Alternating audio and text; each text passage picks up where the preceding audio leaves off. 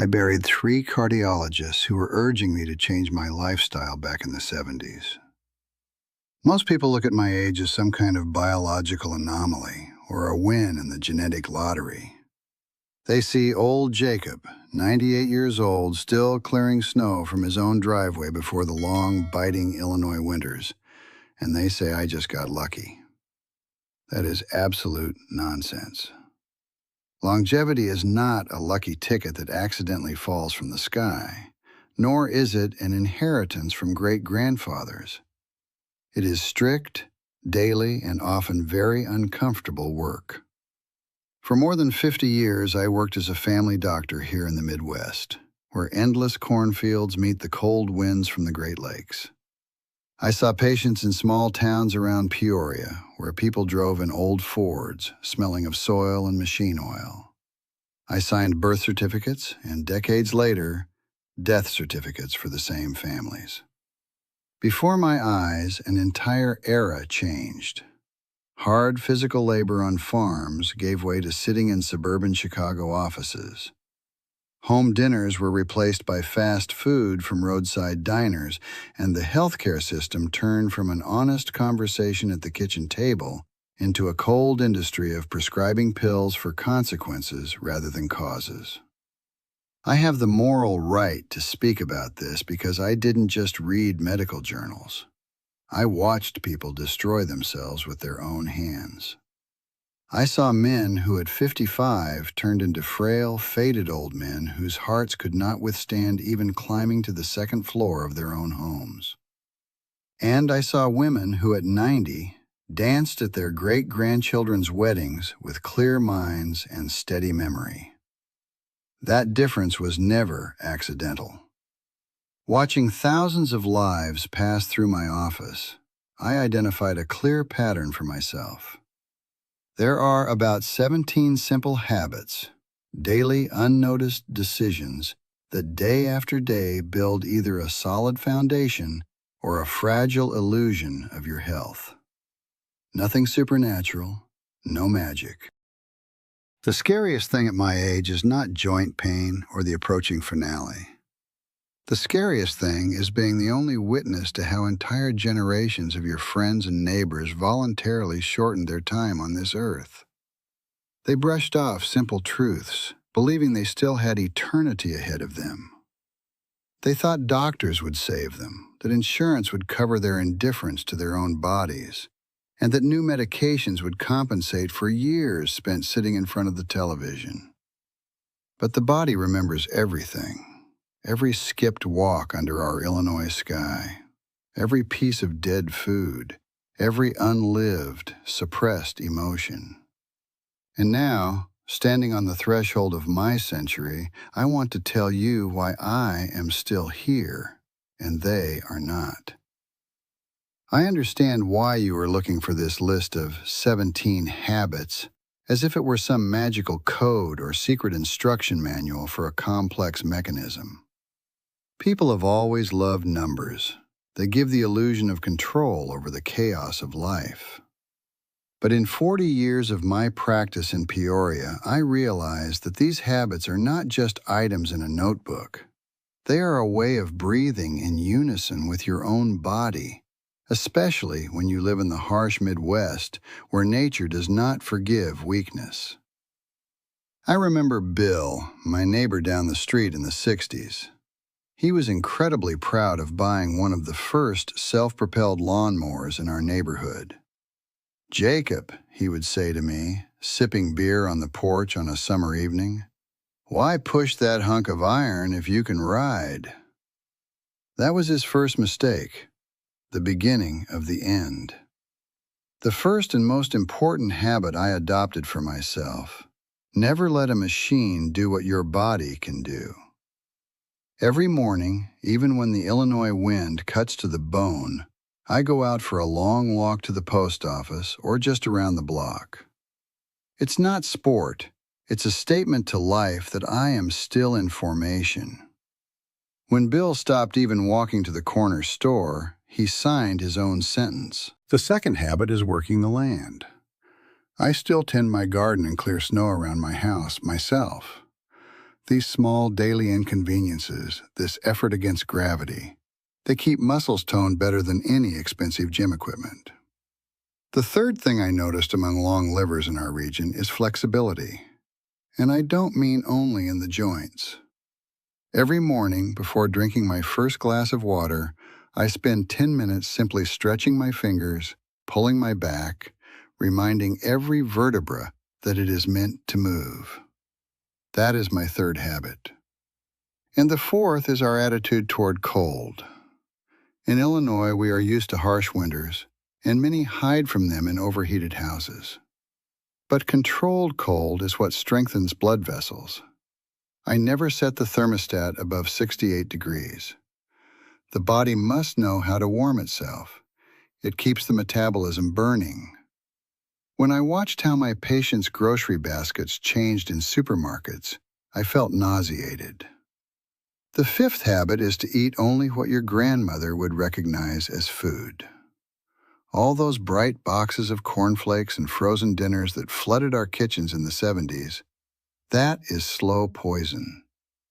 The sixth habit I adopted from old farmers is heavy broths. Bone marrow, long simmering over fire. That is what lubricates your knees, not pharmacy pills. The seventh rule is to stop when you are 2/3 full. I saw entire families of caterpillar factory workers stuff their stomachs with cheap carbohydrates, trying to eat away their fatigue. They confused heaviness in the stomach with energy. The eighth habit follows from that. Give your stomach silence. I do not eat after sunset or until late morning. The body needs time to take out the trash, not to endlessly digest nighttime snacks. The ninth habit is seasonality. In winter, we eat roots and pickled foods. In summer, what the sun gives. We are part of this landscape, and you cannot deceive biology by buying plastic tomatoes in January. Then there was sleep. In the 80s, success became fashionable and sleeping became shameful. I saw young lawyers from Chicago visiting their parents on weekends with gray faces. The 10th habit is sleep in complete darkness and coolness. Only in such conditions does the brain clear itself of the toxins of the day. The 11th is a strict schedule.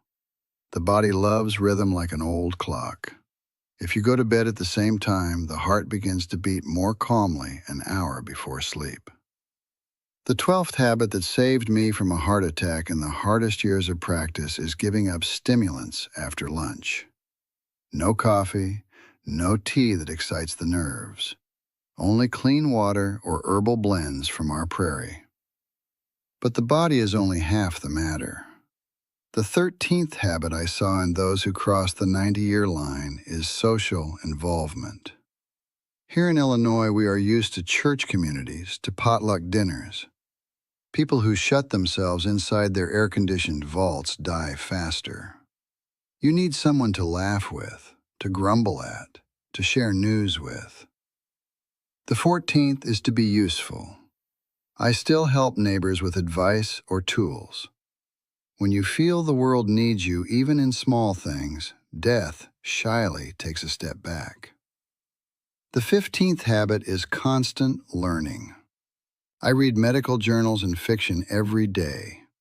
A brain that does not solve new tasks dries up like an untilled field. The 16th habit, perhaps the hardest for many, is the ability to forgive. I saw cancer and heart attacks devour people from the inside because of old resentment toward a brother or neighbor. To carry anger inside you is like drinking poison and waiting for someone else to die. And the last, 17th habit is daily silence. At least 20 minutes a day just to sit. Watch the cornstalks sway in the wind and breathe deeply, feeling the air fill your lungs to the very bottom. These 17 things are not magic. They are simply respect for the miracle that is human life. But do not think that all this knowledge spared me from pain, or that I look at the world through rose-colored glasses of an old office. The hardest lesson of longevity I learned not at the University of Chicago, and not in hospital wards, but in my own home. When in the winter of 1998, my Martha left me. We lived together for 62 years. We built this house together, endured droughts that burned the corn in our neighbors' fields, and raised our children under this endless Illinois sky. Martha was the soul of our community. She knew every apple pie recipe within a 50-mile radius. But she had one weakness I could never overcome with my medical logic. She carried the burden of the whole world too heavily. She could not let go of other people's troubles. She accumulated worries about every patient who came to see me, about every child in town who caught the flu. I watched how that inner fire, with no outlet, slowly burned her from within. The last 10 years of her life were a struggle not so much with the body as with a spirit tired of resisting. When her heart finally stopped one February evening, I was left alone in this big house. And that was when I understood the reverse side of longevity that no one writes about in healthy living books.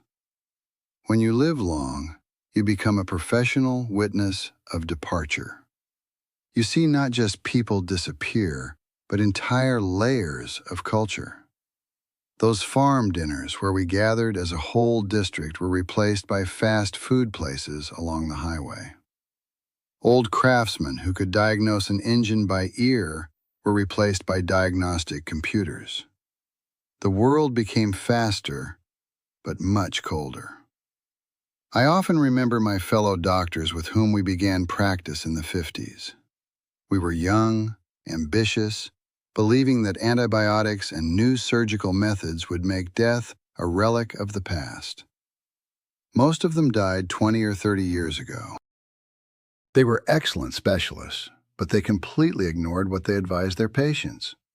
They smoked between examinations, drank strong coffee to make it to the end of the shift, and never found time to just sit in silence. They burned out like bright matches, leaving behind only ashes and empty offices. The contrast between them and the few old farmers who still live on their plots is striking. These old men do not know clever words like microbiome or circadian rhythms, but they live in harmony with the land. They do not compete with time, they walk in step with it. Today, watching my great-grandchildren not take their eyes off their screens even during dinner, I feel a deep inner silence. It is not the kind of silence that frightens. It is the silence of an observer. My own loss of Martha taught me that a long life is not only about keeping vessels clean, but also about having a strong enough heart to endure loneliness without becoming bitter. I see people my age who have turned into walking archives of complaints. They hate the modern world. They despise the youth. They live in a past that no longer exists. That is true old age, when curiosity about tomorrow fades inside you. As for me, despite the pain in my knees and the emptiness on half of the bed where Martha used to sleep, I still wait for dawn. Because every new day in this state, where the wind roams among power towers, is another opportunity to see how the world changes and perhaps understand what eluded me all the previous 98 years. Life is not a marathon to the finish line. It is the ability to enjoy the run itself, even when your legs are no longer as fast as they once were. You know, I am sitting here telling you about my age and my conclusions, but I am truly curious to hear you as well. Each of us has our own winter and our own ways of surviving it. Perhaps in your family there was also someone who lived to a deep old age and kept the light in their eyes. What one secret or habit did they pass on to you? Or maybe you yourself already follow some rule that helps you not give up when the wind hits your face. Write about it in the comments. I promise to read every one of your responses tomorrow morning when I drink my coffee on the veranda. It matters to me to know that this conversation is not just my monologue into the void, but something that resonates in your hearts. Now, as the sun slowly sets beyond the horizon, painting the Illinois fields in a deep amber color, I sit in my chair on the veranda. In my hands, I hold a cup of simple herbal tea, and I feel the warmth spreading through my fingers. I look at my hands.